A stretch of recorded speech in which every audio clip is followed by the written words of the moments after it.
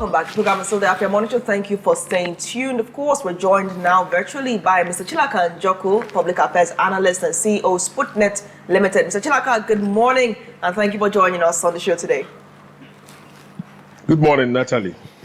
Good morning. And we meet again over similar circumstances concerning the examination bodies in Nigeria and computer-based tests. Bolder story on the Punch says glitched grades, WAEC in crisis over results errors. Now WAEC has in a statement revealed a bug that has disrupted the result checking, and they've decided to suspend the checking for the next 48 hours, asking candidates to recheck in 48 hours. So right now it's quite different because they have not seen the results yet. It appears as if the body saw something was wrong before releasing it, doing its own internal verification. So what do you make of this fresh development? This time it's not about JAMB, it's about WASC. Your take? Well, once again, we are seeing an exhibition of incompetence, gross incompetence. They have found a window of escape. Since the JAMB guy could claim glitch, until today he's still sitting on that seat, getting ready to conduct another JAMB exam, why can't WAEC claim the same thing? They're doing exactly there's no consequence management, just like I've always said. That's the problem we have in this country. We have leadership that doesn't function. We have leadership that doesn't work. Someone claims to be the minister. He even said some grossly responsible things about the JAMB result when he came out. And these same people claim the same thing, that they've clamped on malpractice. And there's a minister, and the president is sitting there, supposedly the leader, keeping quiet. If it comes to things of tribal and religious sentiments, they will come alive. They'll come alive and come awake. That's why people are agitating to leave this country. It's getting out of hand. The country is almost dissolving. It's almost not existing as a state.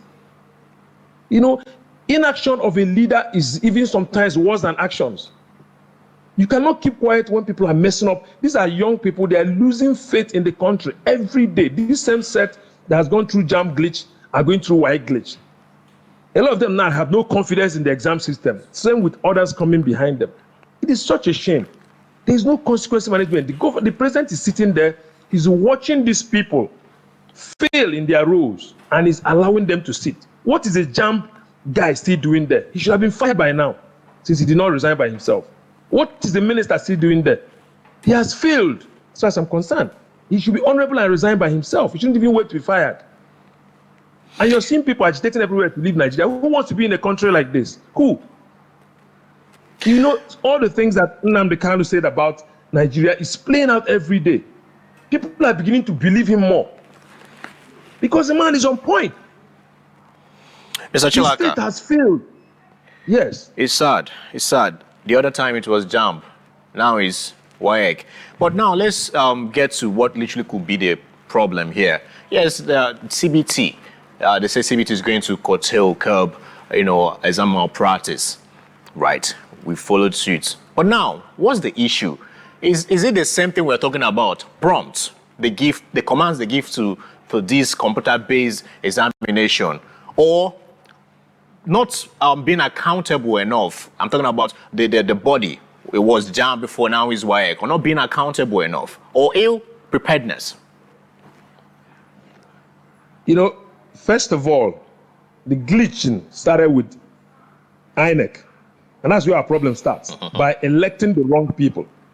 By the time you elect a wrong person who's been exposed to the wrong kind of jobs and involvements in life, some of them crime, all they can appoint are people within the same caliber as themselves. This is the kind of people we're seeing occupying positions. They are appointed based on tribal sentiment. They are kept there based on tribal sentiment. They are kept there based on religious sentiment, things that do not add up in functionality. Instead, they are sources of losses, of genuineness of any appointment. So our problem starts with the leadership. Now, there is no consequence management, because when the person at the helm of affairs is unclean himself, he cannot even shout, because if you're shouting out, we shout back at your own incompetence and your own weaknesses and exposures to crime and all sort of things. So we have leaders who are not clean enough to fight crime, because like they say, crime will always fight back. This is the problem we're having. So it starts with INEC. The whole system is decaying every day. Mr. Chilaka, if you can hear me. The plan has said about the system is proving to be true. He's almost looking like a prophet now. And people are keeping him in jail. The people that should be in jail are out. Him that should be out is in jail. It doesn't make any sense. All right, Mr. Chilaka, can you hear me? Can you hear me clearly?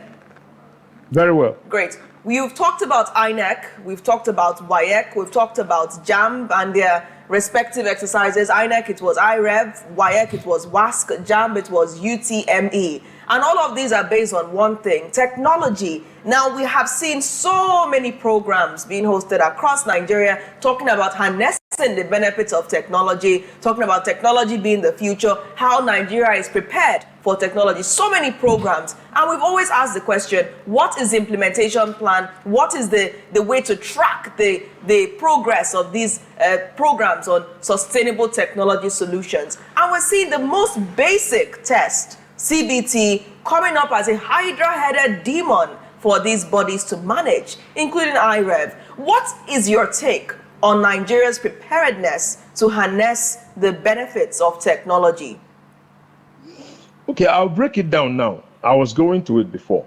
You see, this man in the helm of affairs today, this old 70-something, 80-year-old man who studied COBOL and Fortran, cannot be running IT today because they do not understand the kind of programming languages and the model of the ICT going on today. They are obsolete. They are old. Their brains are also glitching. So the first thing is to retire some of these men or move them to advisory roles. We have a huge body of IT savvy young people in this country in their 20s and 30s.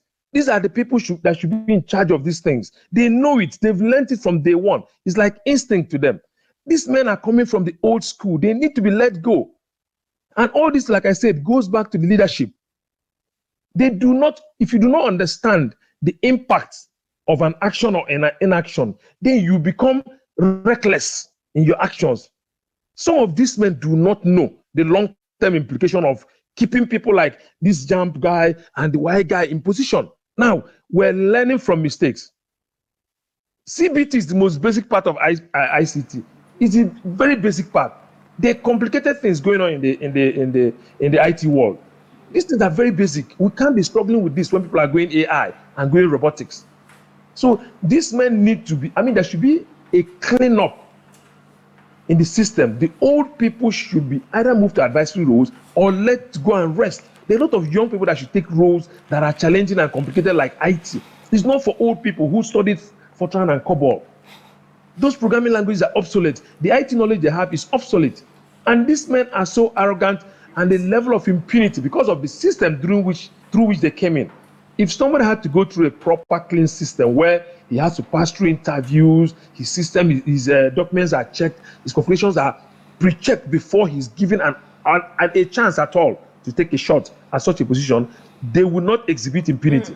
Now, but when Mr. you know that Mr. somebody, Chilaka, because the same tribe with you or from the same village with you, gives you an appointment, then that's the only person you owe loyalty, not Nigerians. These people are not loyal to Nigerians. They are loyal to the people who put them in power. All right, Mr. Chilaka, if you can hear me clearly now, WAEC has apologized. The examination body has apologized. They said that they discovered this when they were basically doing a serial verification of these results before releasing it. Do you have any kind of hope whatsoever that this issue would be resolved? Because one would also highlight the error margin. They'll say these things can happen. It can happen. It's even on a live broadcast. I could be talking now and suddenly maybe the picture behind me will just fall. It happens. It's a live program, right? So one would say that WAEC has been pretty much proactive to stop the results from coming out and saying they're going to verify all of them and then release it 48 hours later. So would you say that WAEC is somehow taking responsibility? Would you take their apology? Would you receive that apology if you were to be one of the candidates? On behalf of Nigerians, I reject the apology with reasons. First of all, that result should not have been in that portal for anybody to even look at it. They should have done the review before that. The result has been out in case you didn't know. The kids were checking their results and English and maths was battered. People were failing in drones. And they even put it in their analysis that 38% were the only people who passed English and maths and 5 subjects. And they were proud to release it. And their defense for that was that they are curbing You see, you remember what happened in JAM? The same exact story that they are copying malpractices with interest on the Southeast again. I will say it, nobody wants to say it. There's a problem. Instead of you to look at it before you release the result, then when people fight back, you start making corrections. The result was already out. The kids have seen their results. English was terrible, maths was terrible. Suddenly, they stop people from checking. They go back to check. And there's no consequence to that. There's nothing to apologize for. See, we're going to have this same kind of apologies coming over and over and over again. Right. I keep talking about consequence management. That's the problem we have in this country. Nobody's held accountable for what they do wrong. Because they are an APC, because they are from a tribe, because they are from a religion, because they know someone. Those things must stop if this country must move forward. And that's what's bringing about the agitation from the West. People want to secede. People from the South want to secede. People from... Mr. Chilaka, are you there? Mr. Chilaka. All right, I think we've lost him. Might be happening. Okay. It's a problem we're having. People have no confidence in the state. Now, these kids they already losing faith in the country. You understand? So what is their future going to be? They don't have any belief in this country. We're talking about drones of people leaving the country. How do you tell a child who has been hit twice in under 6 months? Jump has hit him. They're not even sure what they're seeing is their result anymore. Some of them who passed or failed will now say, this is not my result. And you cannot, they don't trust the system because it's not seamless. So these men in charge of these places need to be let go. If you fail in a role, there might be somewhere else where you can add value. Leave that role and go somewhere else. But these things are driven by interest in stealing and making returns to the people who appointed them. That's why some of them don't leave. Okay. So from both of Nigerian kids, I say, we do not accept your apology. You resign honorably and hand over to a young person who can run these things and go and sit down at home. If you're not competent enough. I mean, that's so much, Mr. Chilaka. I want to bring something to your thoughts, right? When this issue happened, right, do you have an issue with the way these students or candidates were castigated, right? It was already in the news right there that yes, this is like the worst in years, WAEC ever, result and all that. For them not to find solution or find a reason why what happened, but on the dailies already, they are castigating these students and saying that this WAEC result is the worst ever. In years, like can you tell us how you feel and how these could actually make these students who actually burned all the candles to study at the very end, they're being blamed for another person's problem. Yeah, you see, the problem of Nigeria has nothing to do with the youths. You remember our former head of state, the late President Buhari, called Nigerian youths lazy youths. I mean, if anybody should be called lazy, should that not be him and his cohorts? Nigerian youths are hardworking. The young people are trying to survive. Even the ones who are going into fraud, because there are no options of good job for them to do. That's why they're looking for a way to survive. So whatever WAEC is doing today is just like they're replaying the JAM card. Because JAM played it effect. If somebody could come in this country and say that snakes swallowed money and nothing happened to that person, trust me, these ones are mild. Where is that money swallowed by snake? If I am the president today, I will call up that case and I will jail that person. That's how you start consequence management. So if JAM could not trend and say, for the past 5 years, this is what has happened, this is what has happened. This year, something changed. What is causing a spike? Every time there's a spike, you should look at it properly and find out the reason. But they were looking for, because they do not have the analytical skills, they are a bunch of biased, incompetent people in the system. They look for the shortcut. They say they've caught malpractice. It is just a shame. And I'm sure if you go and look at this thing again, you'll be seeing a trend towards the Southeast. I don't know what they are looking for in the Southeast. I don't know what they're looking for in the Southeast. Well, if you are in a country with Mr. Chilaka, we're going to have We're You going should to encourage have them to be that way, not put them down. Right, Mr. It's Chilaka, we're quite going to have a robust conversation about this on Monday. We're going to get all the facts, the statistics, the region most affected, and, of course, we'll follow this up more robustly beyond the headlines, or shall we say, behind the headlines. Let's take a trip away from education now and look at another sector that appears to be, well, in the limelight now, and that is aviation. The boldest story on Leadership Friday is NCAA moves to prosecute K1 after a 6-month flight ban. Now, we all saw the incident concerning the Value Jet Airlines when Kwam One was trying to obstruct the airline, trying to stop it from moving without him on board. But for a proper appreciation, I would like us to look at this video, which emerged later, showing the nature of the confrontation between the operators, of course, the crew there, and the Value Jet, the ground crew and Value Jet, as well as the Kwam One, who did not want to let the airline take off without him because he was being accused of carrying suspected alcohol on board the aircraft, though many sources say that the drink has now been confirmed to be alcohol because he did spill it on one of these operators we're seeing on screen. But now we're still waiting for proper confirmation on that as investigations continue. Let's take a look at this video and see how matters truly degenerated, captured by an eyewitness. Do take a look.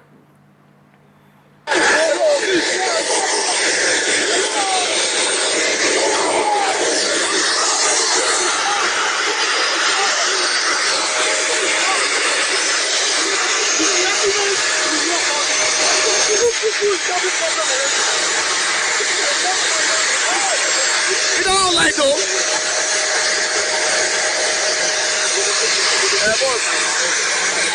You don't end it.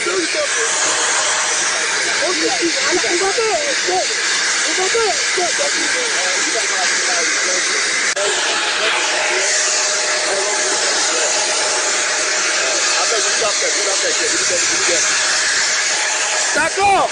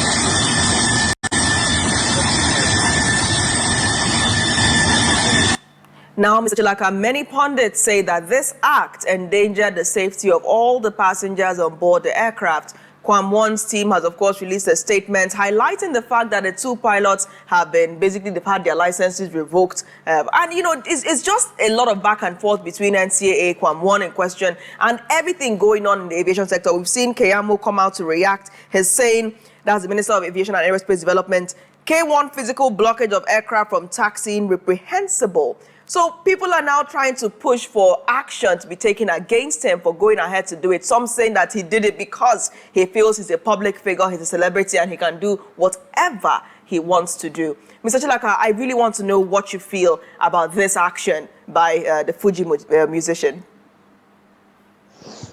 Well, it's quite a shame. I mean, it's quite a shame. He lost control of himself. He allowed emotion to take the better part of him. About him getting prosecuted, I think he should be prosecuted. But they should start with Adam Oshomole. Okay? They should start with Adam Oshomole. If Kwam has to be arrested, Adam Oshomole should be in custody as well for what he did in the Lagos airport. So this is what I'm talking about, consequence management. People are learning from the bad habits of the elders. If someone in that status can go and block the airport, why can't this boy do it? He has learned from his elder. So if punishment should be given out, Minister of Aviation is suddenly awake. He's alive.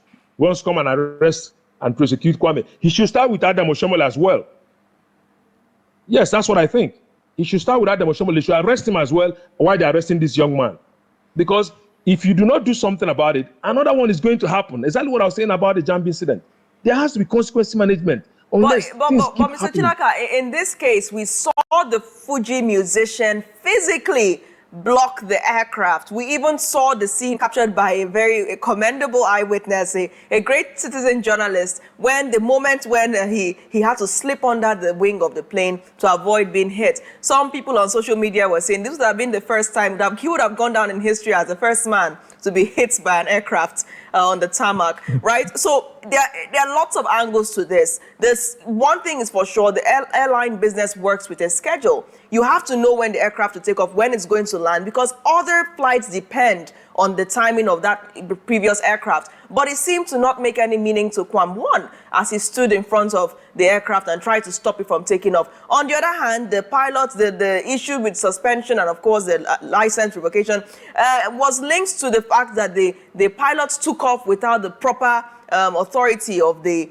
aviation. So I want to know what you really take, your real take on this, because yes, we can go back to the previous case, but I want us to look at matters now. Your perspective on how things have cascaded to the point of the pilots being hit by this bullet, of NCAA, of course, trying to even go ahead and pursue more action, and the entire debacle concerning the value jets. Now we can call it a series. You know, you see how we're talking about a pilot, because he said, you know, he or she is expected to be a responsible person. A pilot should be level-headed. He should not be in any form of emotional excitement when you're flying an aircraft. So based on that, suspending the pilot is in line. Standard practice. That is correct. For Kwam 1, obviously he was intoxicated because he was drinking something. But he claimed in a statement that he didn't have alcohol, that it was water, and now we have to let the courts decide, right? It's okay if you had water. Why are you stopping them from checking it? Who are you to stop them from checking? But he physically poured it. He was said to have spilled it on one of these operators. That's what I'm talking about. You should allow them check you. So he committed an offense. The truth is the truth. Why wouldn't they check you? Who are you? That you play music? Who the heck is that? What does that mean? So he's nobody to obstruct. You see, you're talking about him standing in front of an aircraft. The person I mentioned before, Senator Adam Oshomole, a former governor, who should be an exemplary figure, blocked a lot of flights from flying. He blocked the airport. His case is worse. What happened to the aviation minister? Why didn't he speak at that time? Right. He kept quiet because he's a smaller person. He's suddenly awake. Because Oshomole is in APC, he can't be. I insist on what I'm saying. Oshomole must be arrested. The Nigerian used to come alive and say this. Oshomole should be arrested for his own case as well. Let both of them be in jail. We're all Nigerians, equal as it is. We're not going to run the case of animal farm where all animals are equal and some are more equal than others. If that boy is to be prosecuted, I insist, my view, for a state to be said to be working properly, Adam Oshomole's case should be reviewed. He should be arrested as well and put in jail. Two of them should be prosecuted. You see that nobody again in the future will take such an action. Let's come to this from the emotional perspective, because you've said a whole lot of things, right? You know, talking about the JAMB and WAEC issue and how the crops of old guards still running things in Nigeria that meant to leave it for the younger ones. Let's talk about the issue right now and how you feel, the repercussions of the crops of leaders and idols we have in the present day, and the repercussion in years to come, you know, telling it down to these younger ones, looking up to these people. You see, it's quite a shame. The other day we went for a graduation ceremony, you know, somewhere, and they were reading the profile of the graduates. And a young boy said that his role model was President Tinubu. And the whole graduation ground erupted. So we're obviously being led by people who are not, who no parents want to be the role model of their children. So you can see Adam Oshomole has taught Kwam 1 how to block aircrafts. who knows other lessons being learned here and there by these young people? They are watching. And we're in the information age where things travel faster than it used to be in the past. I believe some of these things have been happening in the past, but because there was no way of communicating them, people didn't know. So the learning process is very vast now. If you go to elections in universities, people are no longer counting on votes. They buy votes. Little kids that are doing departmental elections, they are now paying for votes. They are now rigging elections. This is the impact of leaving these ill-mannered, corrupt, and dirty people on top in this country. They need to somehow get out. It's quite a shame. It's bad enough that they are old and depleted, mentally and otherwise, physically. Some of them are sick. I heard the Senate president is in the hospital. These are men who are no longer fit. If you're not fit as an honorable person, you take the side seat. But because, like I say again, there is no consequence. And they've seen other people. President Buhari was sick throughout the time, traveling every other month to go and do whatever he was doing abroad. Tinubu has come the same thing. So tell me why an Atiku will not run for president, or people who are even older. Because there's no consequence. If he works for A, why can't he work for me? That is why Kwame is blocking an aircraft. If Adam Oshowole can block the airport, at least at his stage, let him try with the aircraft. One day, somebody will beat a pilot on a plane that is flying. Mark my words. One day, somebody will beat the pilot while the aircraft is flying.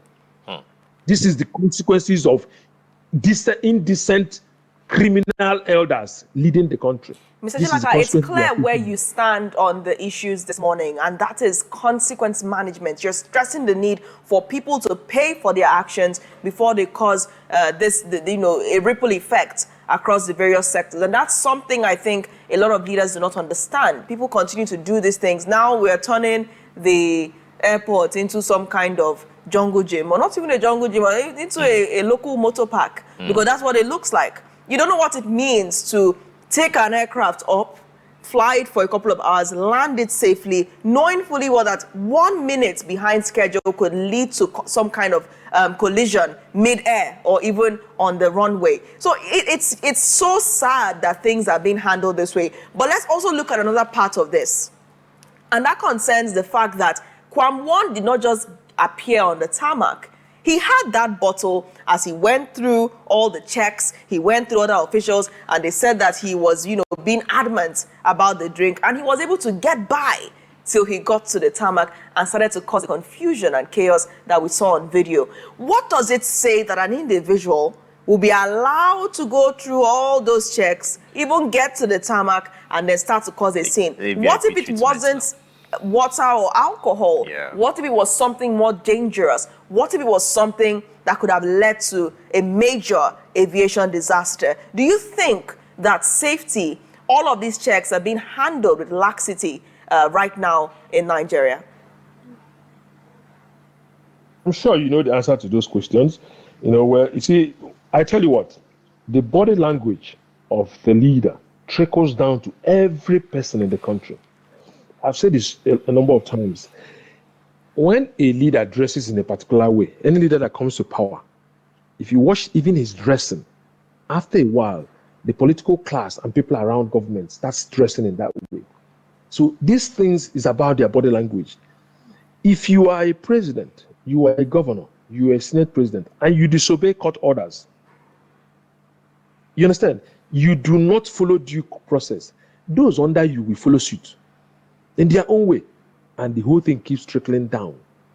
So those guys doing check in airports know what their bosses are doing wrong, and there's no consequences, so they are learning as well. Probably he threw around a few naira there and nobody even checked his bag. Because you're not supposed to carry liquids above 100 ml at all, and that bottle looked like it was way above 100 ml, and he was just found out at the tarmac. You see, as a personal decision, I will never, any person that is doing security work, I do not give them, and if you ask me for money, I will reprimand you. Because the moment a security official collects money, he's compromised. He will not do the checks he's supposed to do. And it's not just exposing that person, he's exposing everybody on the aircraft. So now there are cameras at the airport. Is anybody reviewing those images? Is anybody looking at these things? Who is responsible? What are the consequences for not looking at them or not acting. Is anybody implementing those consequences? The answer is no. The answer is no. We'll go back to consequence management. The answer is simply no. So when you have leaders who have no respect for the rule of law, like Nnamdi Kanu will always say, they have no respect for the rule of law.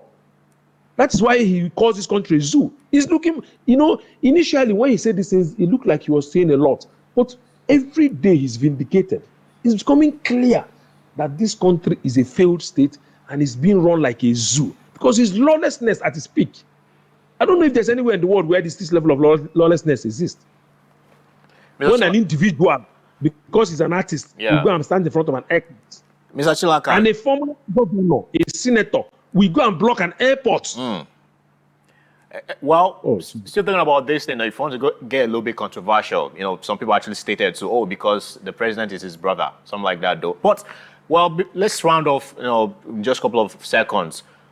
Are we doomed in this country? Are we doomed? Or there's still hope or a light at the end of the spectrum? You see, any good scholar of history will always remember that there's always a peak at a point where things tilt or rather they collapse. So whatever they are doing, I know one day it's going to collapse. Now, the question is, do we want to face the consequences of a collapsed state or a failed state? It's very there. So it's better for us today we get a chance to do a proper election and elect good leaders, because 200-something million people going into anarchy, not only Nigeria will suffer, the whole of Africa will bleed. That's right. Mr. And those Chilaka, who are keeping quiet today will understand. On that note, we'll call it a day on the show. We're out of time. Thank you once again for joining the show this morning. And we hope that people have picked up the key things. Come out and vote in 2027. Consequence management is important. Don't bribe security officials because you could be compromising the safety of others. I mean, you've reeled out so many great things this morning, and I hope that people are picking up on these. Thank you once again, Mr. Chilaka, for joining. It's my pleasure. Any day. Thank you very much. Yeah. Have a good day ahead. And good morning once again.